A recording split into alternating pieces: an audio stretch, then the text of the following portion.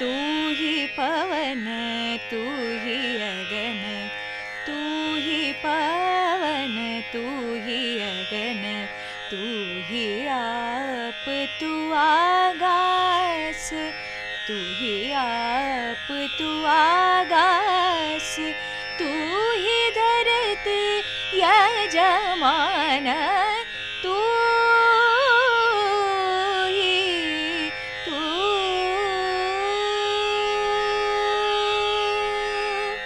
क्या बात है, क्या बात है। जो आप सुन रहे थे अभी और पिछले 2 दिनों से पूरा भारत सुन रहा है, पांडवास के इंस्टाग्राम पे जाओ या फेसबुक पर या यूट्यूब पर, हर जगह एक ही आवाज आ रही है और ये आवाज यही है जहां हम बैठे हुए हैं। आप भी ढूंढ रहे हैं वो शक्ल कि यार ये बच्ची जो गा रही है ये है कहाँ। तो आज हम बैठे हुए हैं अभी, और राशि पंत नाम है। थोड़ा मैं आप ही से बात कर लेता हूँ।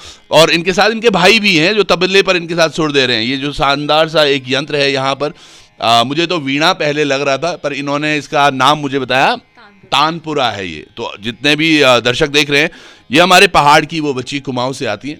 तमाम चीज़ें इनसे बात करेंगे, बस जुड़े रहिएगा आप। प्रणाम पहले तो, और बहुत बहुत धन्यवाद, आपने बस आज सुबह का हमारा मूड बहुत शानदार कर दिया। आपको भी मेरा प्रणाम, और आप जो लोग सब देख रहे हैं सबको मेरा प्रणाम।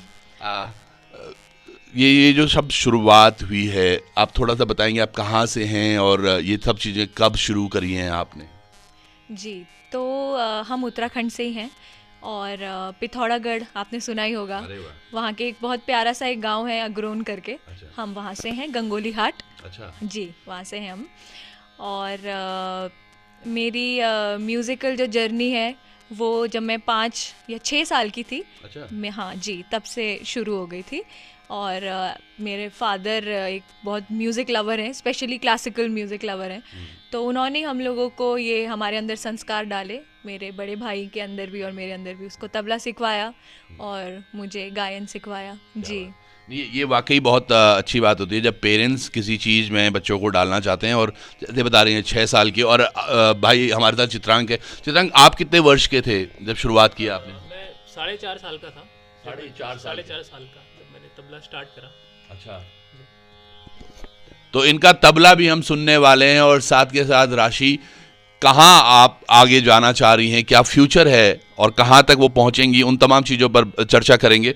पहले बात करते हैं, जो आपने ये म्यूजिकल एक शो अभी हुआ पांडवास का दिल्ली में, हर किसी के दिल की धड़कन थाम दी थी आपने, तो कैसा लगा ये जानकर? मेरे लिए तो बहुत ही अच्छा एक्सपीरियंस था। पांडवास खुद में एक बहुत बड़ा बैंड है, और बहुत ही मुझे बहुत अच्छा लगा, बहुत एक्सपीरियंस गेन किया मैंने। और सारे आर्टिस्ट बहुत प्रोफेशनल हैं, दे आर वेरी प्रोफेशनल।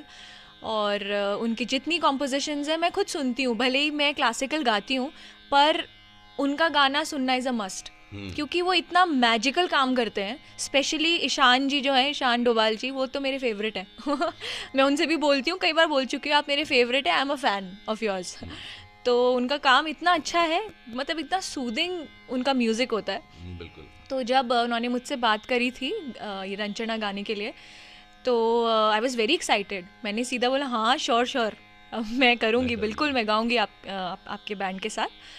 तो हाँ, मेरा एक्सपीरियंस बहुत अमेजिंग रहा, बहुत सीखने को मिला मुझे उनसे, बहुत सारी टेक्निकल चीज़ें, बहुत सारी चीज़ें मुझे सीखने को मिली हैं। तो जो पढ़ाई भी की है आपने, वो संगीत में ही की है शुरुआत से ही, या फिर संगीत में पढ़ाई की बात करें तो कहाँ से शुरू? जी, तो मैंने अपना बैचलर्स किया है म्यूज़िक से, हिंदुस्तानी क्लासिकल म्यूज़िक से। अच्छा। और दिल्ली यूनिवर्सिटी से। तो मेरा बीए ऑनर्स था इन म्यूज़िक। फिर उसके बाद मैंने मास्टर्स किया, फिर मैंने नेट क्वालिफाई किया था। उसके बाद अभी मैं पीएचडी कर रही हूँ शास्त्रीय संगीत में ही। पीएचडी डॉक्टर साहिबा होने वाली हैं, और शास्त्रीय संगीत में। तो ये शास्त्रीय संगीत ही क्यों चुना आपने? क्योंकि केवल पापा को पसंद था, या फिर धीरे धीरे आपकी अभिरुचि भी बढ़ी उस तरफ? हाँ, इनिशियली तो ऐसा ही था, क्योंकि 5-6 साल की उम्र में शास्त्रीय संगीत समझना इम्पॉसिबल है एक्चुअली। हाँ, आसान नहीं है। तो पापा को रुचि थी, तो उन्होंने हमें भी सिखाया। धीरे धीरे करके हमारा इंटरेस्ट जागता रहा, और अभी ऐसा है कि मुझे उससे अच्छा कुछ लगता ही नहीं है। इनिशियली थोड़ा सा हाँ बोरिंग भी लगता था, क्योंकि बहुत पेशेंस वाला काम है, इट्स नॉट ईजी। तो वही है, धीरे धीरे करके मेरी रुचि अपने आप बढ़ने लगी। क्या बात है। तो चलिए, आपको ज़्यादा इंतज़ार नहीं कराएंगे, वो एक क्लासिकल जो इनकी विदा है उसकी तरफ मैं आपको थोड़ा खींचूंगा। एक कुछ हो जाए जो हमारे दर्शक सुनना चाहेंगे और समझेंगे कि भैया हम राशि के साथ क्यों बैठे हैं, उससे पता चलेगा राशि कहाँ तक और किस लेवल तक जाती है ना। तो क्या क्या सुनाना पसंद करेंगे? आज मैं श्री राम जी का एक भजन सुनाऊंगी। 22 तारीख को इनॉग्रेशन है राम मंदिर का जी, तो उसी के उपलक्ष्य में मैं एक राम भजन। बिल्कुल बिल्कुल देखिएगा, और जो लोग जुड़ते हैं आप शुरू कीजिएगा, जो लोग जुड़ रहे हैं और देख रहे हैं शेयर भी करना शुरू कर दीजिए, क्योंकि अब वो सुनने वाले हैं जो जय श्री राम के आज सभी जगह नारे लग रहे हैं, उद्घोष हो रहा है और उनकी तैयारी हो रही है मंदिर को किस तरह से शुरुआत होगी। चलिए।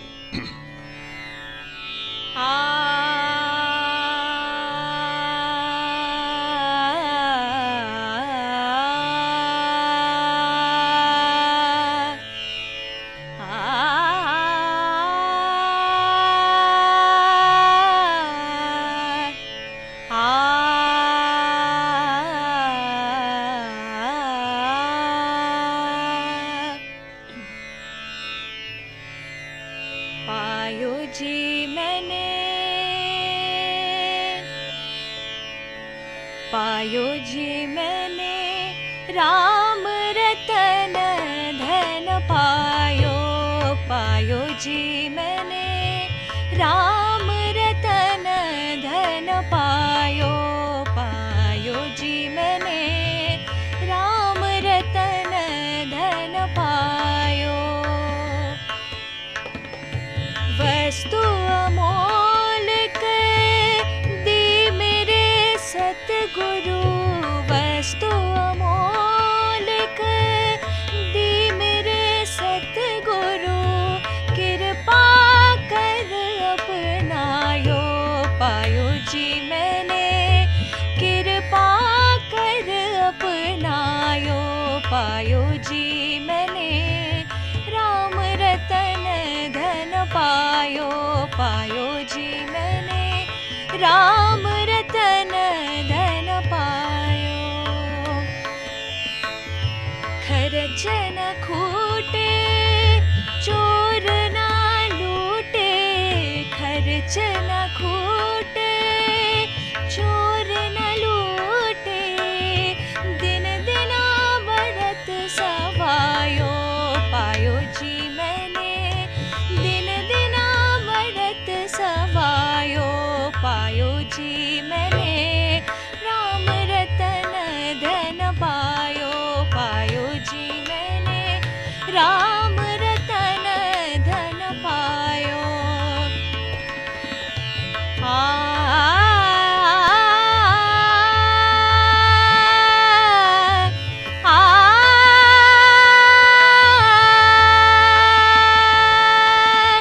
मेरा के प्रभु गिरधर नागर, मेरा के प्रभु, मेरा के प्रभु, मेरा के प्रभु गिरधर नागर, हरक हरक जस गायो, पायो जी मैंने हरक हरक जस गायो, पायो जी मैंने राम रतन धन पायो, पायो जी मैंने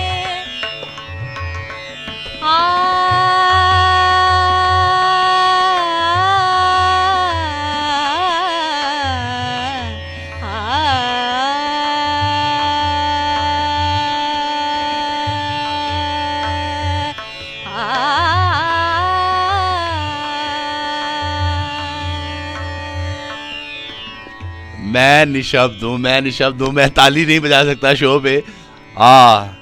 जो मैंने अभी सुना, जो महसूस किया, शायद आपने भी किया होगा, आप वहाँ से सुन रहे थे, ये कला है, ये वाकई ये अद्भुत है। लोग गाने सुनते हैं और गाने बनाते हैं, पर ये सब चीज़ें मुझे लगता है वाकई आप सही बोल रहे हैं। 4.5 साल या 6 साल से जो आप मेहनत कर रहे हैं वो दिख भी रहा है। मुझे लग रहा था और आपको भी लग रहा होगा कि यार कोई नेशनल लेवल पे या इंटरनेशनल लेवल पे मैं कोई शो सुन रहा हूँ और मंत्रमुग्ध हो गया हूँ मैं। वैसे ही रामलला आने वाले हैं, मंदिर का जो ही हमारा प्राण प्रतिष्ठा होती है और उसके बाद इस तरह से गीत, ये जो आपने स्वर लगाए हैं ना, राशि, पहले तो मैं आपको बहुत बहुत शुभकामनाएं देता हूं और यकीनन ये चीज़ें बहुत आम नहीं हैं और आम दर्शक भी हमारे मानते होंगे इस चीज़ को। ये लेकिन ये चीज़ें सीखी कहाँ आपने? क्योंकि ये वाकई मुझे लगता है ये केवल रियाज तो नहीं हो सकता। जी, तो जैसे मैंने आपको बताया, मैं 6 साल की थी तब से मेरा गायन की शिक्षा शुरू हुई है। तो सबसे पहले तो मेरे भाई के गुरुजी जो हैं पंडित मनोज कुमार मिश्रा जी, तो मैं जब वो इनकी तालीम होती थी उनके साथ, तो मैं उनके गोद में होती थी। मैं बस बॉर्न ही हुई थी तो मैं उनके गोद में थी, तो मेरी एक तरह से उस समय से ही तालीम शुरू हो चुकी थी गायन में। तो जब मैं 6 साल की थी तो पापा मुझे श्रीमती कुमकुम चैटर्जी मैम हैं, वो दून स्कूल में टीचर हैं, तो उनके पास लेके गए। फिर डॉक्टर विजया गोडबोले मैम हैं, उनसे मैंने सीखा। और पंडित सत्यनारायण मिश्रा जी, अभी उस दुनिया में नहीं है पर उनसे भी मैंने सीखा। पंडित साजन मिश्रा जी से भी मेरे को सीखने का अवसर मिला। और डॉक्टर सोमा सिंह जी से भी मैंने सीखा। तो मैं बहुत फॉर्चुनेट हूँ कि मुझे बहुत सारे गुरु लोगों से सीखने का मौका मिला है। बिल्कुल, और ये वाकई गुरु का ही आशीर्वाद होता है जो आप आगे बढ़ते हैं। कहते हैं कि गुरु शब्द में भी बहुत सारी चीज़ें छुपी हुई होती हैं कि आपको तमस यानी कि अंधकार से जो उजाले की तरफ ले जा रहे हैं वो गुरु हैं। और किस तरह से राशि ने बताया, और वाकई फॉर्चुनेट हैं आप। और इतने सभी लोगों का मैं बहुत बहुत धन्यवाद भी देना चाहूँगा, खासकर पेरेंट्स का भी। कहीं ना कहीं पिता ने भी जो शुरुआत में ही आपके अंदर वो बीज रोपित किए और आज वो पौधा यकीनन मुझे तो लग रहा है बिल्कुल तैयार है। तो इसके अलावा और कहाँ कहाँ आप अभी तक प्रतिभाग कर चुकी हैं और क्या कुछ चल रहा है अभी? इंडिया में तो काफ़ी कॉन्सर्ट्स किए हैं मैंने, जैसे बनारस, दिल्ली, बॉम्बे, बहुत सारी जगह हैं तो किया है। वृंदावन में हरिदास सम्मेलन करके एक होता है, वहाँ पर काफ़ी प्रतिष्ठित प्रोग्राम है वो, तो वहाँ पे भी मुझे गाने का अवसर मिला है, तो थोड़ा बहुत करती रहती हूँ। बहुत अच्छी बात है। अच्छा, फिर एक और चीज़ है जो आपको भी प्रश्न लगता होगा, हम उत्तराखंड में देखते हैं तो आजकल डीजे या फिर फोक या फिर इस तरह से म्यूज़िक चल रहा है। क्या आपको लगता है कि यार उत्तराखंड में बच्चों को भी थोड़ा आगे आना चाहिए जो फील्ड में आप हैं? क्या उनको, जैसे अगर कोई चाहता हो कि यार हमारे बच्चे भी ये करें, तो क्या उनके लिए कुछ ट्यूशन्स या फिर क्लासेस किस तरह से अवेलेबल हैं उत्तराखंड में, अगर हम देहरादून की भी बात करें या हल्द्वानी? उत्तराखंड में हैं, काफ़ी म्यूजिशियंस हैं। अच्छा। ऐसा नहीं है, पर देखिए शास्त्रीय संगीत ऐसा है कि पेरेंट्स जो है ना वही बच्चों के अंदर डाल सकते हैं वो बीज। बच्चा ऐसे ही अपने मन से तो नहीं करेगा। बहुत कम ऐसे बच्चे होते हैं जिनको करना होता है, उनके अंदर शायद वो उनके पिछले जन्म का कुछ तो होगा कि उनके अंदर वो उनके अंदर वो होता है। तो सबसे पहले तो पेरेंट्स को अपने बच्चों के अंदर वो, क्योंकि हमारे कल्चर का पार्ट है ये, हमारे वेदों से चला आ रहा है संगीत, फिर ध्रुपद से ख्याल, बहुत सारे शैली है और वो हमारे वेदों से चला आ रहा है। तो आपकी पसंदीदा शैली कौन सी है? देखिए मैं तो ख्याल ही गाती हूँ, लेकिन मुझे ध्रुपद भी बहुत पसंद है। मैं ध्रुपद भी बहुत ज़्यादा सुनती हूँ जी। जो उसमें ठहराव है, सुरों को किस तरीके से ठहराव है सुरों का, और ये सब तो मुझे बहुत पसंद है। ध्रुपद बहुत पसंद है मुझे। यस, साथ में ख्याल भी। और भाई मैं आपके पास भी आऊँगा क्योंकि वाकई जो ये अभी जब हमने सुना ये भजन जो है राम जी का, वहाँ पर जो इनकी थाप थी वो भी बिल्कुल मतलब आउट ऑफ द बॉक्स थी। मैंने सुने हैं तबले पे लोगों को अंगुलियों को थिरकते हुए देखा है, लेकिन जिस हिसाब से वो बजा रहे थे, और यकीन मानिएगा ये ट्यून करने में भी जब हम यहाँ पहुँचे तो करीबन 5-10 मिनट ये ट्यून कर। अच्छा, ये फ़र्क भी पड़ता है, जैसे ठंडी में हम गाँव में देखते हैं वो ढोल को गर्म करते हैं, तो तबले को भी करना पड़ता है? देखिए विंटर्स में एक्चुअली क्या होता है कि जो इंस्ट्रूमेंट है वो उतर जाता है ठंड की वजह से, तो इसकी श्रुतियाँ नीचे हो जाती हैं, तो हमको क्या करना है, इसको चढ़ाना पड़ता है। अब गर्मियों में क्या होता है, तबला थोड़ा चढ़ जाता है, श्रुतियाँ इसकी चढ़ जाती हैं, तो वैसे ही टेम्परेचर के हिसाब से ऑल्टर करता रहता है। चलिए, अभी हम शायद थोड़ा दूर हैं, अभी थोड़ी देर बाद अभी ऐसा भी हुआ है कि जो आप मतलब जैसे पांडवास के साथ ये एक शो था, लेकिन आपने सोचा होगा यार उत्तराखंड में कोई म्यूज़िक जिसको मैं बजाना चाहती हूँ या कुछ गुनगुनाती हूँ आप? जी, मैंने जैसे बताया कि मैं पांडवास की उनके म्यूज़िक की बहुत फ़ैन हूँ, तो मैं उनके गाने ज़रूर गुनगुनाती रहती हूँ और गाती हूँ। उनको भी गा के मैं कई मैंने गाने सुनाए उनको। अच्छा। तो मैं गाती हूँ, काफ़ी सारे हैं, जैसे उनका एक शगुना दे, हाँ। वो कुमाऊनी गाना है, वो मुझे बहुत पसंद है। वो मैं हारमोनियम लेके कई बार मैं गा चुकी हूँ उसको। अच्छा। हाँ। तो उसकी कुछ लाइनें हो सकती हैं बिना, या हारमोनियम चाहिए ही होती है? नहीं नहीं, इसमें भी गा सकती हूँ, कोई अच्छा। प्रॉब्लम नहीं है।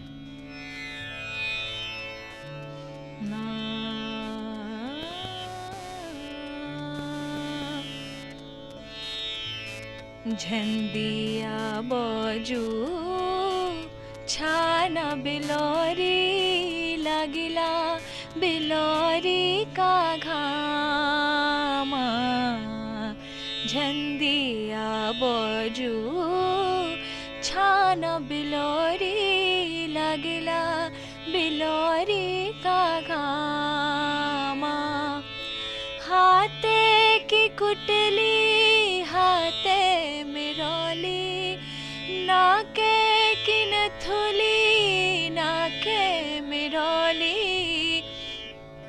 लागला बिलोरी का घामा, लागला बिलोरी का घामा, झंडिया बाजू छाना बिलोरी लागिला बिलोरी का घामा। वो जो पिच है ना, सच में मतलब आप देखिएगा, मैंने ये गीत मेरा बहुत पसंदीदा गीत है और इसमें पांडवा ने वाकई बहुत मेहनत भी की है। इस गीत के बोल तो हैं ही, उसके साथ साथ एक पियानो की बात करते हैं सलिल और ये दोनों भाई मिलके कभी, कि हमने किस तरह से ये पियानो को डिज़ाइन किया था और किस तरह से शकुना दे पूरा शूट हुआ है। उन्होंने ग्रीन स्क्रीन भी इस पर यूज़ की थी, जो अल्मोड़ा का बाज़ार उन्होंने दिखाया था, जो इसमें आपकी सुर की पकड़ है वाकई बहुत। तो इससे क्या मुझे लगता है आप कुछ भी गा सकती हैं फिर तो, मतलब आपको सुर का बहुत अच्छा अंदाज है। ऐसा ऐसा नहीं है कि मैं सब कुछ गा सकती हूँ, कुछ भी गा सकती हूँ, बट हाँ मैं बचपन से ही जैसे सीख रही हूँ, मैंने आपको बताया 20-21 साल हो गए हैं, तो एक सुरों को लेके कॉन्फिडेंस है, क्योंकि बचपन से रियाज़ किया है, सब कुछ है। तो मुझे ये लगता है कि शास्त्रीय संगीत जो म्यूज़िक में अपना आगे करियर चाहते हैं, वो चाहे फोक म्यूज़िक करें या वो कुछ भी करें, उनको थोड़ा शास्त्रीय संगीत सीखना ज़रूरी है, क्योंकि जब आप शास्त्रीय संगीत सीखते हैं तो आप रियाज़ करते हैं और गले को मांझते हैं, है ना। आप फोक म्यूज़िक करें, आप कैसा भी म्यूज़िक करें, आपको सा रे ग म प ध नि सा, इन 7 सुरों में ही आपको करना है, उसी में तो आप बनाओगे, उसके बियॉन्ड तो आप करोगे नहीं। तो आपको उन 7 सुरों का रियाज होना चाहिए, वो बहुत ज़रूरी है। जो बोला ना, मेरे तो बहुत ज़्यादा समझ में नहीं आया पर मेरे लिए तो ए से जेड तक जैसा है अल्फ़ाबेट, उसी में से आपको वर्ड्स बनाने हैं। पर आपने भी सही कहा है, सारे गामा पा, हम बचपन से इतना तो जानते हैं कि ये 7 सुरों से सारा जमाना, ये तमाम चीज़ें। पर वाकई अब आप आगे कहाँ देखते हैं अपने आप को, like going further 5 years down the line, या 10 साल बाद कहाँ देखते हैं आप? टू बी ऑनेस्ट, मैं अपने आप को 5 साल बाद या 10 साल बाद कहीं नहीं देखती, मैं अभी में जीती हूँ। मेरा ये फंडा है कि मैं अभी अच्छा करूँगी तो मेरा फ्यूचर भी अच्छा होगा, अभी मुझे मेहनत करनी है।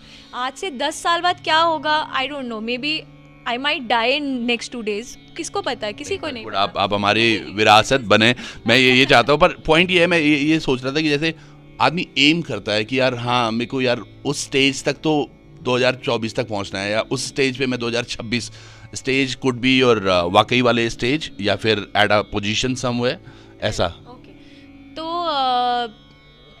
ऐसे बहुत सारे स्टेजेस हैं जहाँ मैं सोचती हूँ कि मैं गाना चाहती हूँ, पर अभी मेरा टू बी ऑनेस्ट उसमें फोकस है ही नहीं। अभी मेरा सिर्फ सीखने में और रियाज करने में फोकस है।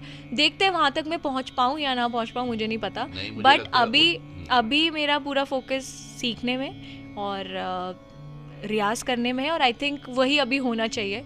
आगे का मैं ज़्यादा सोचना नहीं चाहती। नहीं, पर एक चीज़ ज़रूर है, जब आप ये सारी चीज़ों को रखते हैं दिमाग में कि यार मुझे ये, तो ऐसा कोई व्यक्तित्व तो है जिसको आप अप टू करते हो, यार I look up to him और हर, कि वैसा तो मुझे बनना है। ऐसे बहुत सारे क्लासिकल म्यूजिशियंस हैं, मतलब हीरे रत्न जिनको बोलते हैं ना, ऐसे हैं। तो उनमें से एक ध्रुपद गायक रहे हैं, उनका नाम था उस्ताद सईदुद्दीन डागर। तो I really look up to him. तो यही मैं हाँ, और ख्याल गायकी में पंडित राजन साजन मिश्रा जी, तो उनके बारे में ये बोलूँगी कि उनके गाने में भाव है। उनका गाना पूरा भाव भावपूर्ण वाला गाना है, सुर और भाव। ये ख्याल और ध्रुपद, मतलब आपको तो पता है, दोनों को पता होगा, मुझे या कुछ हमारे जो दर्शक ऐसे हैं जिनको शायद ना, तो कितना अंतर है इन दोनों चीज़ों में? इनमें काफ़ी अंतर है, क्योंकि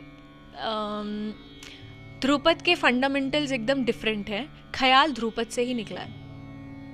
जैसे आप थोड़ा मॉडिफिकेशन करते हैं तो ध्रुपद में भी मॉडिफिकेशन हुए। जो ध्रुपद गाते थे, बड़े बड़े आर्टिस्ट जो रहे, उन्होंने कुछ मॉडिफिकेशंस करी, उन्होंने अपना घराना बनाया। फॉर एग्जांपल जयपुर घराना जो है, उसके जो फाउंडर थे उनका नाम था अल्लादिया खां साहब, उस्ताद अल्लादिया खां साहब। वो खुद डागर बाणी गाते थे, मतलब ध्रुपद गाते थे वो, बट उन्होंने अपनी आवाज़ के हिसाब से और बहुत सारी उन्होंने चेंजेस करे, उन्होंने जयपुर घराना शुरू किया, ख्याल गायकी शुरू करी। तो ध्रुपद और ख्याल में डिफरेंस तो है, बट वही है कि मॉडिफिकेशन है ध्रुपद में। बहुत गहरा है ये, बहुत ठहराव भी है इन तमाम चीज़ों में जो ये बोल रहे हैं, और दोनों भाई बहनों को सुन के मैं तो वाकई बहुत समझ गया। अब हम थोड़ी देर में उनसे भी मिलेंगे जो भाई हैं, और मैं थोड़ा जगह बदलूंगा क्योंकि बीच में मैं आपको भी डिस्टर्ब करना चाहूँगा। पर उससे पहले जाते जाते मेरा मन है कि जाते जाते अभी हम भाई से बात ज़रूर करेंगे, लेकिन कुछ थोड़ा वो शास्त्रीय संगीत में मैं वापस से डूबना चाहता हूँ, और तमाम हमारे दर्शक भी ये चाह रहे होंगे मैम कुछ और थोड़ा सा कुछ सुनाइए जो वाकई फिर कर्णप्रिय हो। जी, राग तिलंग में एक बंदिश सुनाऊंगी मैं आपको।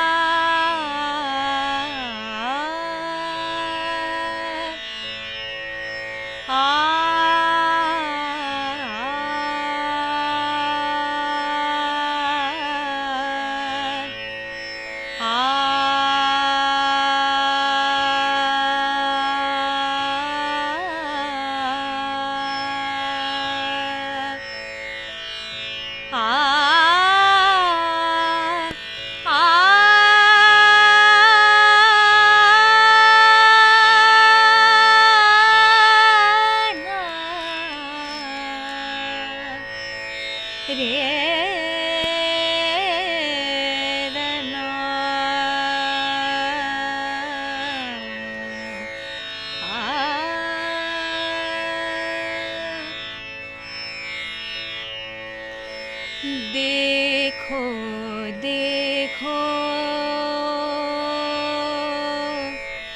मुरली बाजी, देखो देखो मुरली बाजी रे, काना देखो देखो मुरली बाजी रे, काना देखो देखो मुरली बाजी रे, काना देखो देखो मुरली बाजी रे, काना देखो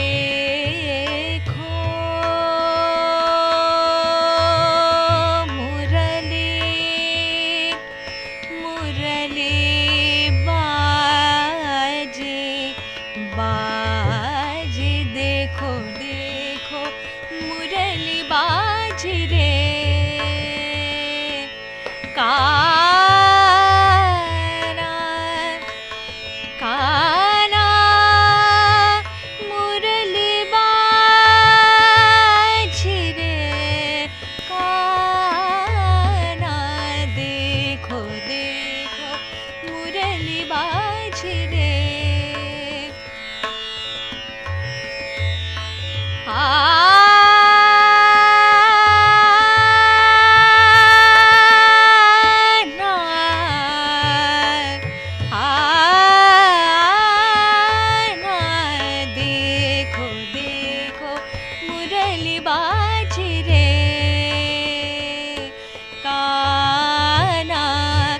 जमुना तट पर, जमुना तट पर पनिया भरन कैसे जाऊं, पनिया भरन कैसे जाऊं।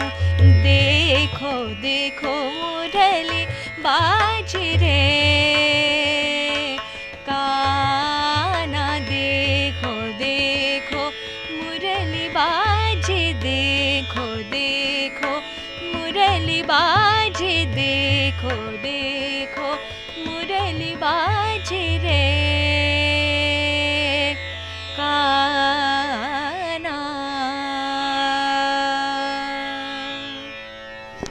ओ, ये आलाप कैसे लेते हैं आप? ये जो ऊंचे आलाप, मतलब इनके वाकई इन सब चीज़ों के लिए प्रैक्टिस तो बहुत चाहिए होती है, क्योंकि हम कुछ भी अगर करते हैं, जैसे अब कई बार आवाज़ ऐसी होती है, जैसे मेरी मोटी आवाज़ है, आपकी सुरमई आवाज़ है, लेकिन उसके बाद आलाप भी उस लेवल तक पहुंचना, इसके लिए रियाज बहुत चाहिए, नहीं?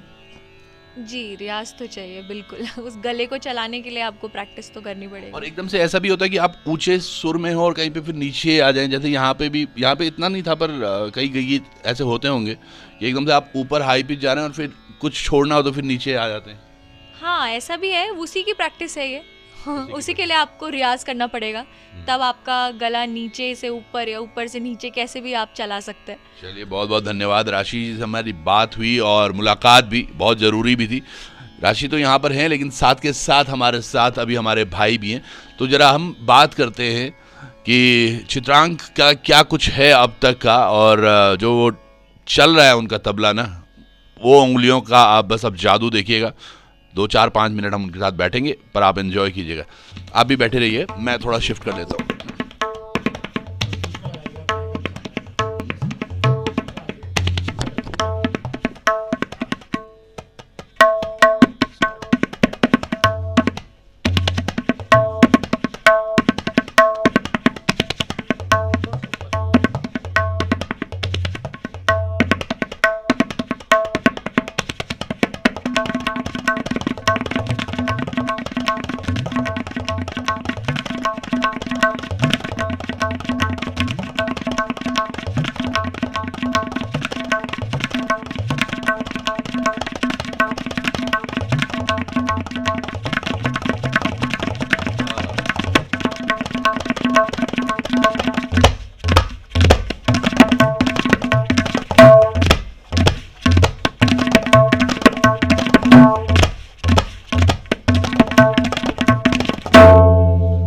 बात है, अब बोले वाह ताज। चित्रांग भाई, मजा आ गया, बहुत बहुत धन्यवाद, आप दोनों ने अपना ये कीमती हमें समय दिया है आज। चित्रांग वाकई अब बहुत खूबसूरत तबला बजाते हैं। ये सारी शुरुआतें कहाँ से हुई और कितनी मेहनत लगती है इसमें? देखिए, तबला एक बहुत टफ इंस्ट्रूमेंट माना जाता है, one of the toughest instrument. तो मैंने 4.5 साल की उम्र से तबला बजाना स्टार्ट किया। पंडित मनोज कुमार मिश्रा जी मेरे गुरु हैं, जो कि भातखंडे यूनिवर्सिटी में प्रोफेसर है, हेड ऑफ डिपार्टमेंट तबला है। अच्छा। तो उनसे मैंने सीखना शुरू किया। उसके बाद मैंने उनसे तो मैं सीखता ही हूँ, साथ में पंडित कुमार बोस जी विश्वविख्यात तबला वादक हैं, और पंडित संजू साहे जी जो लंदन में रहते हैं। अच्छा। उनसे भी मैं तबले का प्रशिक्षण लेते आया हूँ। अरे वाह, अभी भी चल रहा है वो। बहुत बढ़िया। तो ऑनलाइन भी चलता है मतलब? हाँ, जब वो इंडिया आते हैं तो तब भी सीखना होता है और ऑनलाइन भी होता है। तो ये आपने जैसे अभी आपने बताया था 4.5 साल की उम्र से आप कर रहे हैं, तो इसके अलावा यही केवल शिक्षा आपने की या उसके अलावा भी कुछ शिक्षा और की है? देखिए, तबले को तो मैंने गुरु शिष्य परंपरा के अकॉर्डिंग सीखा है, और बाकी एजुकेशन में मेरा बैचलर्स जो है वो इंजीनियरिंग में है, बीटेक है। हाँ, और उसके बाद फिर मास्टर्स, म्यूज़िक से मास्टर्स हूँ। अच्छा। नेट और जेआरएफ भी हूँ मैं, और करेंटली मैं पीएचडी परस्यू कर रहा हूँ दोनों डॉक्टर म्यूज़िक से। तो पंत ब्रदर्स एंड सिस्टर्स, देखिएगा ये कहीं ना कहीं। अच्छा, तो सर इसको जब बजाते हैं आप, अब ये हमेशा, क्योंकि आपने जैसे अभी थोड़ी देर पहले बोल रहे थे संगत का सब्जेक्ट है, पर जैसे इंडिविजुअल बजाने में भी बहुत आनंद आता होगा? जी जी बिल्कुल। वैसे तो तबला एक प्रिंसिपल अकम्पनिंग इंस्ट्रूमेंट है, बट अभी over the time tabla as a solo instrument establish हो चुका है, तो सोलो तबले में बजता है काफ़ी। तो जैसे अब दोनों भी कहीं पे एक ही प्रोग्राम में कर रहे होते हैं साथ शिरकत? हाँ, अक्सर राशि के साथ कंपनी मैं करता हूँ। अच्छा। तबले में। तो आप भी थे दिल्ली में अभी? नहीं, मैं हाँ मतलब मैं कॉन्सर्ट्स करते रहता हूँ ऑल ओवर इंडिया अभी, लेकिन प्रेजेंटली मैं नैनीताल में हूँ वहाँ से, क्योंकि मेरी PhD भी चल रही है ना। Oh very nice. तो हम जल्दी ही नैनीताल भी जाने वाले हैं, तो वहाँ भी देखेंगे भाई के पास ये गुर। पर आप दोनों का बहुत बहुत धन्यवाद, आपने अपना समय दिया। और वाकई जो ये उंगलियाँ फिरा रहे हैं तबले पर, ये हमारे उत्तराखंड के वो युवा हैं जो वाकई कुछ चाहते हैं यहाँ पर परिवर्तन हो। ये प्रश्न मैंने आपकी सिस्टर से भी पूछा था, आपसे भी पूछता हूँ कि उत्तराखंड का जो यूथ है, अगर उसको आप प्रेरित करना चाहो आज फॉर म्यूज़िक, आप वैसे कई अलग अलग म्यूज़िक आ रहे हैं, पर खासकर शास्त्रीय संगीत की तरफ कैसे रुझान बढ़ाएं बच्चे अपना? शास्त्रीय संगीत देखिए, हम लोग भी और सोशल मीडिया जो है, सोशल मीडिया एक प्लेटफॉर्म बन सकता है, या एक प्लेटफॉर्म है मतलब क्लासिकल म्यूज़िक को प्रमोट करने का। और पर्सनली भी बहुत सारे गुरु लोग हैं जो गुरु शिष्य परंपरा से सिखाते हैं। हम लोग भी सिखाते हैं, राशि और मैं भी सिखाते हैं, हम ऑनलाइन भी सिखाते हैं, और हमसे घर में भी लोग सीखने आते हैं। तो ये एक मीडियम है। तो अगर जैसे आप लोग को कोई सीखना हो आपसे, कोई बच्चे को, तो कैसे, how would they contact you? कोई आपके पेज हैं फेसबुक पे या फिर इंस्टा पे, किस तरह से? हमको वो डायरेक्टली कांटेक्ट कर सकते हैं, मतलब हम घर भी सिखाते हैं, ऑनलाइन सिखाते हैं। फ़ोन नंबर तो देना पड़ेगा आपको ना? हाँ। चलिए, इनका फ़ोन नंबर हम यहाँ डाल देते हैं, आप देखिएगा। So if you have any thing towards music तो आप ज़रूर, मुझे लगता है क्योंकि हमारे अपने यूथ हैं और मैं चाहता हूँ ये कल को वहाँ पहुँचे जहाँ इनके ड्रीम्स हैं। तो आपका भी ऐसे कुछ ड्रीम है कि एक दिन मैं जाकिर साहब के साथ भी जाऊँ? देखिए, ऐसा तो ड्रीम नहीं है। हाँ, उन लोग को हम देखते हैं और उनके जैसा, उनको देख के मतलब रियाज करने का एक तरीका सीखते हैं। एक आउट ऑफ द वे प्रश्न है, एक बच्चा भी देखा मैंने 7-8 साल का था, उसके भी लंबे लंबे बाल थे, जाकिर साहब के भी लंबे लंबे बाल रहे हैं, और भी हम कई बार तबले पर उंगलियां थिरकते रहते, उनके भी लंबे बाल हैं, आपने नहीं रखे? देखिए, वो मेरे पे एक्चुअली लंबे बाल सूट नहीं करते हैं, इसलिए मतलब मैंने कोशिश भी करूं तो मेरे पे सूट नहीं करते, इसलिए दैट्स द ओनली रीजन कि लंबे बाल नहीं। तो चलिए, आउट ऑफ द था। बस बहुत बहुत धन्यवाद आप दोनों का। तमाम दर्शक जो देख रहे हैं, यकीनन आप अगर इनको फॉलो नहीं कर रहे हैं, या मुझे लगता है फॉलो करना चाहिए, मैं खुद करूंगा।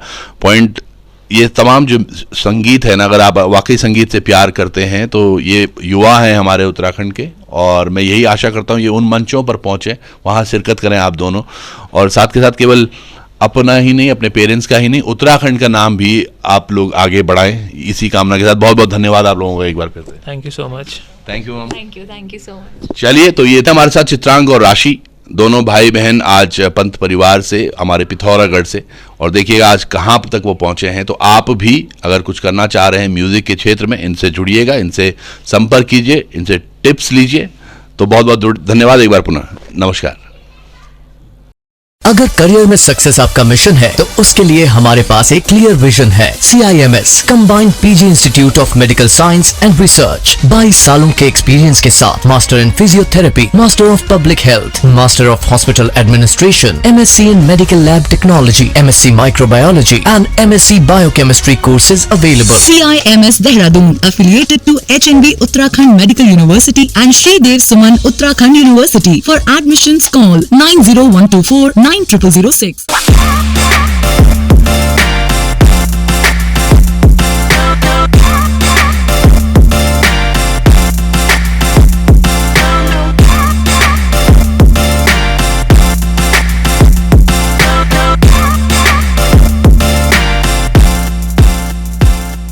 इन्वेस्टमेंट से रिलेटेड अपडेट्स के लिए आपके पास समय नहीं होता होगा और टेंशन भी रहती होगी कि ये अच्छी अपॉर्चुनिटीज ना मिस हो जाए, तो ज्वाइन कीजिए स्टॉक आइडियाज प्लान जो स्टॉक बॉक्स लेके आया है और हो जाइए इस टेंशन से मुक्त। Investment in securities market are subject to market risk. Read all the related documents carefully before investing.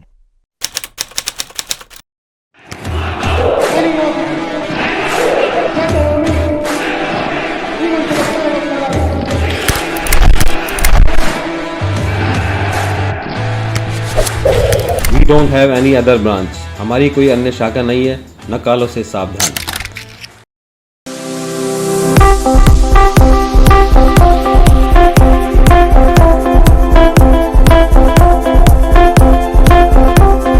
अगर जेब में नहीं है पैसा और खरीदना चाहते हैं मोबाइल, तो आप भी पहुंच जाएं गढ़वाल मोबाइल्स। मोबाइल्स के साथ आपको मिलेंगे एश्योर्ड गिफ्ट।